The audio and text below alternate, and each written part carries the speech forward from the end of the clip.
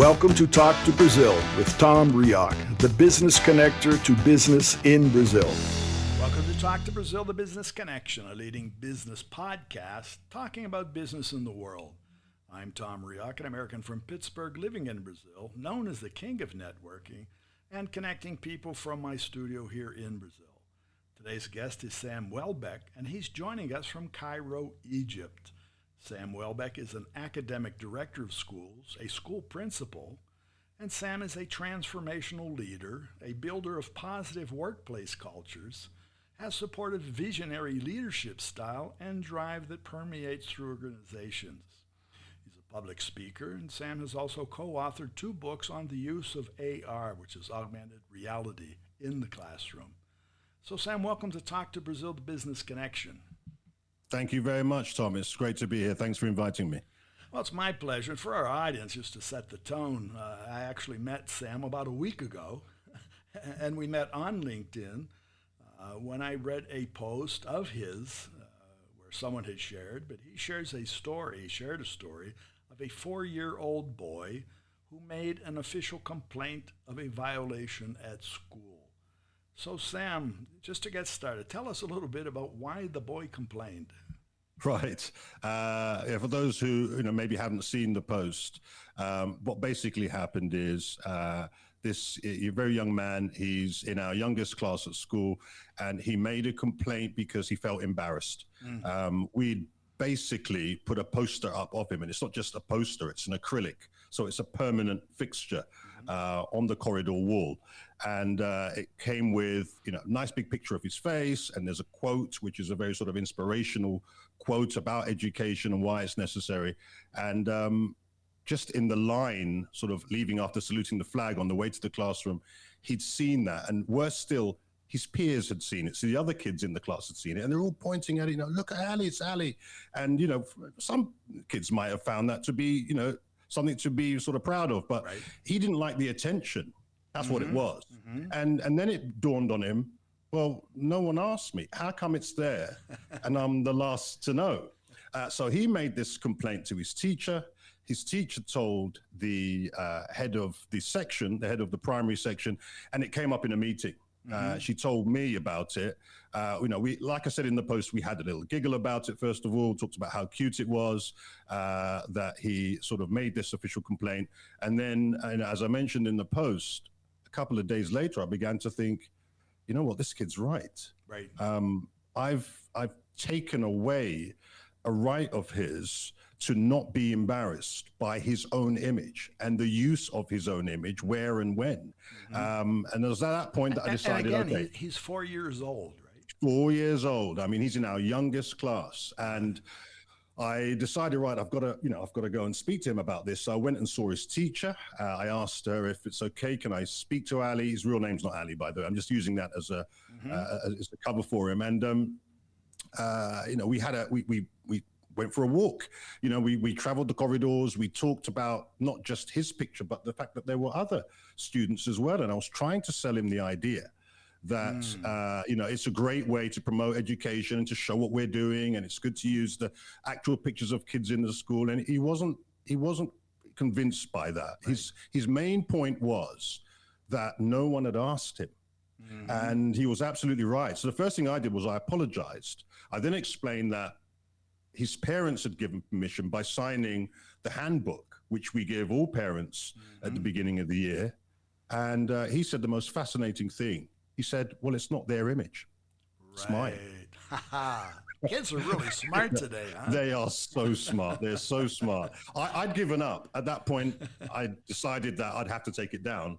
And I actually said, okay, Ali, you win. I should have asked you, and I will remove it. And we, on our way to his classroom, just as we approached the door, he kind of had a complete change of mind. He looked at me and he said, something, you can keep it. It's all right. You can keep it there. And he sort of skipped off to his desk, and it was a very, very sort of simple story, but for some reason it really resonated with a lot of people on LinkedIn, and it caught fire and, started getting shares, everywhere. And I started getting comments from people from all industries. I write mainly about leadership in education. Right. But one of the things I've realized is that when we, as leaders in education, when we do talk about some of the things that we deal with and some of the issues that we have to cope with, they resonate with people in a lot of other industries and a lot of other fields and areas, around the world. So it was a good way to open a discussion. What we've seen, what you showed, Ali, taught you a lesson. He did. It taught all of us on the way. It was a wake-up call for many of us, because you're talking about the use in education as we see that, but as a leader in a business sense, we're there to educate. We're either educating the people coming in, we're constantly educating the people who are in our organization. We're hoping to educate clients or users or whatever. So it's nonstop education. But Absolutely. To the point that really struck me, because on the same day that I read and saw your post, I was also part of a business meeting here in Brazil. And the essence of that meeting was a presentation by persons. And we were talking specifically about ethics and artificial intelligence. And we crossed around and through many of these points. And obviously the part of the discussion is, the use of visual identity, who owns what, who could you ask, who needs to be asked. And so what rang the bell was that here's a 4-year-old, and in many, I'm not talking about companies, but even with our own family, and as you said, in schools, we probably don't value, we don't think kids have a voice or feel things the way they actually do. Absolutely. And we may consider them just as a number, but they're people. Absolutely. And this is really what the post was about. I think, for a lot of people, it was about child rights, but that isn't an area that I'm educated enough on or qualified enough to discuss. For me, it wasn't about child rights. It was a write-up about an event which highlighted listening to the voice of children. Mm-hmm. And by doing that, learning from them and teaching them that their opinions matter and that their feelings are valid. That's the message that I wanted to get across.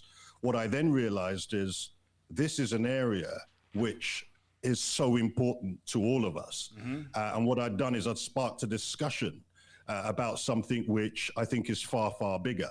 I think it resonated for educators in particular, because I think for us in the educational field, deep down, we know the real impact that these kinds of interactions, these sort of unscripted, non-curricular, real-life opportunities can have on a person's learning journey. And schools are so well placed to help children sort of learn how to navigate some of these sort of unspoken challenges, if you like, that we face later in life, like speaking up for yourself, like saying, you're using me or you're treating me in a way that makes me embarrassed, uncomfortable, or, ebbs away at my dignity, and I didn't consent to it, and this is, I think, the reason it took fire. And this is something which I'd love to explore more now, because like you said, he's taught me something. And I did mention in the post, and we are going to be doing this, we're going to be looking at how we use images in school and how we can bring the voice of the children in those images to the table. Well, I want to add on to that, because obviously we're talking about school, we're talking about children in a school. But if we take that same thing that we're just talking about and put that into a business, a corporate sense, all right, what you did, what was done was taking photos of the children who are in the school. That's pretty logical, using them for inspirational. But if we look at it from a company side, a corporate side, we can go into many settings and we have a picture on the wall that's our customer service of the month person, the best whatever award, and the picture's up there. Then you might want to think, well, did that person give the authorization to do that? Or what was the reaction of being given something that people think is an award, of being posted in the corridor of the company or on the site of the company, and using my image? And it could be out there for many things. Sometimes you put up and you see that on site. So you have the image of the best worker, the collaborator, whatever you want to call it, of the month. Yeah. And then you get all the comments, the bad comments about the company. Yeah. And it's around the fact that there's a picture of just one. And it may not be about the person. Exactly. But that person personifies the company, and the child, as Ali did, he personified the school. Absolutely. And look, what the danger is, 5 years down the line, somebody's Googling that person and their name comes up, picture comes up, connected to things which maybe, they wouldn't have liked, based on something they never consented on. And this is really, like you said, this is where the danger is. It's a gray area. And we're going to have to talk about this because we're all involved. And it could affect every single one of us. But that's the internet for you today. That's technology for you today. We're still figuring it all out. Right. I don't think anyone has all the answers. And it's such a big topic that unpacking it alone is daunting as a task. Daunting's the word. I mean, you imagine 5 years from now, it's sort of like 5 minutes from now, people are Googling things.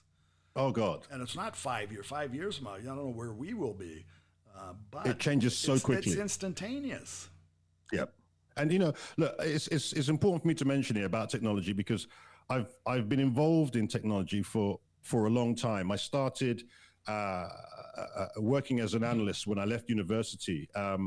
I came out as a certified Microsoft engineer after finishing an English degree, which I didn't know what I was going to do with. And by getting into technology, I found a love for it. I found a passion for it. And that's never left me, even though I'm in education. But technology and social media in particular can infringe on our rights so easily because we're so quick these days to give away ourselves. We give away our images, our words, our thoughts, our stories. I mean, giving away our locations on a regular basis, just carrying our phones around. We tell people our job titles, we put our CVs online, and we even say, like on platforms like Facebook, who we're connected to. This is my cousin, this is my mother, this is my father. So we've now told these companies how our lives work. Right. And part of me loves that. Part of me loves the fact that I can book a ticket to go and see my mother in Ghana, and it comes up on my Google Calendar with the flight details and the dates I'm traveling, so I know what I'm doing. I love that element of it, but I can also see the dangers. It plays such a huge role in our lives now that we're bound by it. And how many people actually bothered to read the small print? How many people care? I don't think anybody. I don't know if you can't read it because you can't see it. You know what I mean? So I know that. What if this information that we're so freely giving away is used to sort of manipulate us and those around us for the sake of profit or I'd say even worse, political gain? Right. And we're seeing that. It is a reality. This isn't something I'm making up. It's around us now. For most of us, at least in part, we now form our opinions from of what is right and wrong on the topics that trend. And that's everywhere in the world. That's not any one locality. That's everywhere. It's huge, and it's not going away. No. So we have to learn to advocate for ourselves, and we have to defend our sort of thoughts, our values, our traditions as societies, as families, as individuals, and that has to start with helping young people understand the value of their image, the value of their brand, their thoughts. And that's why I think, sort of tying it back to the post, that's why I think that resonated so much. I think deep down, we know this, we feel it's coming. And we're looking for ways in which we can protect it and put sort of, some rules around it so that we're protected. No, and I agree with you, because what you've given in that post, actually, you've given me an element that I can go back to my own business groups. And part of that discussion, say, hey, you remember when we were talking about ethics in business, ethics in artificial intelligence? We were basically talking about a relationship between companies and clients, basically, all right? Users, or whatever you want to call it. But what really struck me is the fact that even in that sense, nobody ever thinks about a 4-year-old. This is it. And that's it. So he said, well, he only becomes a person. When does a person become a people? Is that 16 when he can drive in some places? Is it 18? Is it 21? But it's 4. It's 2. What? It's such a it's such a gray area. There are no absolute answers. So look, I got a lot of comments from that. I got a lot of messages in my inbox about it. I had some fantastic conversations, and I've met some great people through it. But there's another side to it. So I got one message from a school principal who said to me, look, I absolutely understand the need to teach agency and to let children understand that they have rights and they do have a voice, but where does it end? You know, and the word he used was, it's exhausting. You know, when you've got 1,200 kids in a school, are you going to take a picture of them on a sports day, which you want to publicize? And let's face it, for international schools especially, which is where I work, school is a business. It needs advertising. School's a business anywhere. Absolutely. It's a business. Absolutely. You know, learning is a business. And, you know, if we're going to have to take permission from every child whose face can be roughly seen in the picture, where does it end? Mm-hmm. Where do all the policies and the signatures end? You know, it is exhausting. And I see his point in this. And I think that, you know, through the conversation we had, what we came to an agreement that it's not so much the logistics behind whether or not this needs to be done. It's the ethics behind whether or not this needs to be done. That's the word. Do you know what I mean? At the end of the day, it is their right. It is their image. And what we need to do at least is allow them the chance to learn that they do have the right to protect that. Mm-hmm. That's what's important. Most children will say, hey, it's okay. It's okay. I have no problem with it. But to think, well, they're small, so they don't understand, so let's just ignore it, is unethical. They are people. They might be people who are developing. They might be people who haven't formulated a life view yet. But along that journey, they should have the chance to be able to discuss, to whatever level they can understand, the things that will affect them today and may affect them in the future at their level. And I think even for a 4-year-old, we can now see that there are some things that they do understand. They understand completely. When something hurts, that they should have had a say in whether they were in the place which caused them the pain, whether they were, whether they'd given permission to give some part of themselves, which they now want to retract or not. And if a 4-year-old can do that, then, you know, I think we've got to stop looking at kids the way we do and start respecting. And this is what it's about. It's about respect. It's about respect. It's about ethics. Let's start respecting each other a little bit more, and let's start having conversations. I think that's, you know, this is the important thing. It's the conversation around it, which is what we're doing now, which is why this is so important. Many people think that, you know, kids can't talk. They can't converse. They can say things, but they can't just sit around the dinner table anymore. I mean, most people don't even sit around a dinner table, but to have a discussion. No, but that's part of it. Or maybe the kid can send me a text. But technology is advancing. You mentioned education is about technology. The plus side, if during the pandemic, if technology hadn't come to sort of a rescue, many children throughout the world, many people throughout the world would have been excluded. They could have been included because they were locked away in a home or somewhere. It was quarantined. So that was another awakening. So the technology sort of exploded, partially because of the pandemic. Children were wherever they were. Children became online. So absolutely. 4-year-olds were online. Everybody, you know, teachers adjusting, schools adjusting, parents adjusting. And many parents adjusting to try to run their own business at home and help their kids study and talking to teachers and feeding the dog. Absolutely. And everything's happening. So, but the ethics portion really hasn't been identified across all of that. That was sort of, I think, my personal view, sort of secondary, because we felt, well, the challenge of involving everybody and keeping things going was more important. But the resonation, and back to Ali, whether he felt pain from the bullying, whether it was bullying or not, that's not the question. The question is, his picture's up there, nobody asked him. Absolutely.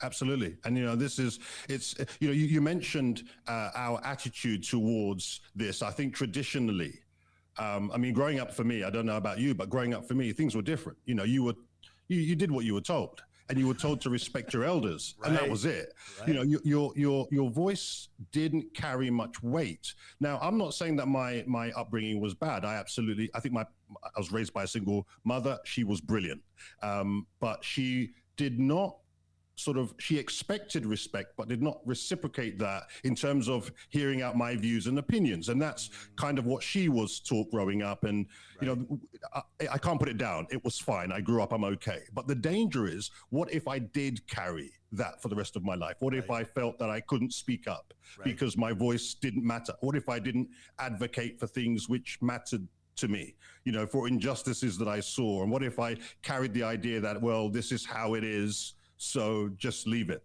None of us want that. None of us want that for anyone.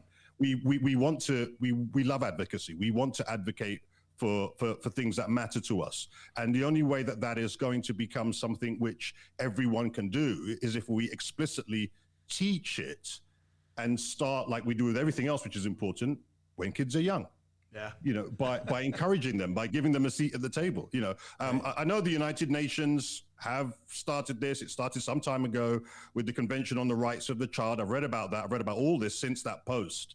And we're trying. We're trying. But I think the discussion needs to be much wider. It needs to enter into schools. It needs to enter into, discussions around the dinner table. And it's something which I think we'll all benefit from if we can at least make it an open discussion, and don't forget to invite the children to that discussion. I agree, and it's generational, because previously we would talk about younger persons when they were teenagers, right? With the teenage phase of anything, when they're a teen, they sort of start having their own opinions and things, and that's true. And we, millions of people talk about millions of teens.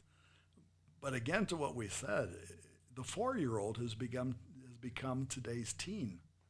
Oh, absolutely. The teens have become older. The teens are maybe obsolete in that.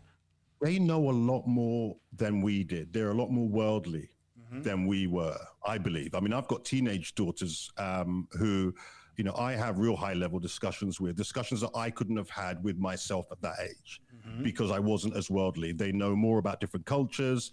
They know more about the rights of people. They know more about geographical locations they haven't even visited. They know more about the events which go on around the world. And, it's the message here is listen to kids, give them a chance, give them a seat at the table. It doesn't have to be all the time and for every policy, but when the opportunity arises, where it directly affects them, like the use of their image, have the conversation.